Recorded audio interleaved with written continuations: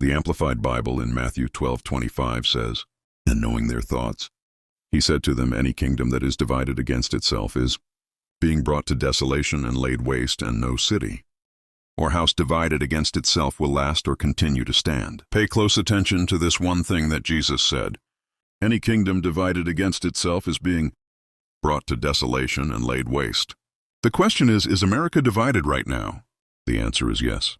It's obvious that America is becoming more divided all the time, and we'd do better to realize that it leads to destruction, as Jesus warned us. So if you truly love America, that alone will make you stop and think about it, and should make us all want to find a solution. We all know that as a whole, Democrats have been more aggressive and violent than the left. We know it's not all Democrats, but the majority. That's not to say the right is perfect, but the majority of Republicans are peaceful. Don't forget, for over a decade, before President Trump's first term and for 4 years in between his 2 terms, Democrats have held the office of president, and even though the Republicans didn't agree with much of the decisions the Democrats made, there were no protests nor harm done to anyone.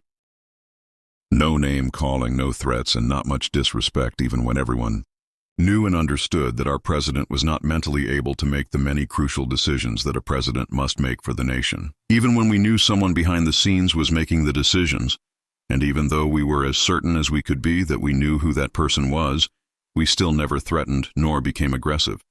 We put our trust in God and did our fighting on our knees before the God of Abraham, Isaac, and Jacob, praying for America. Thank God he heard and answered our prayers by sending the only man who loves America so much that he bravely makes decisions to bring us back to one nation under God, no matter how much hate or threats or opposition he gets. No matter how much he's investigated and falsely accused, he don't back down, and that's why he's hated. When the rubber meets the road, all the hatred is because he, and God, who is always with him, are the only things standing between us and the destruction of our nation, as Sodom and Gomorrah was because of sin. So many people don't even realize that. Some don't because they've been deceived, and some because they just refuse to believe the truth. Does God condone hate and killing others and manipulating where and whatever is necessary to get more money and power? Does God condone that? No, he does not.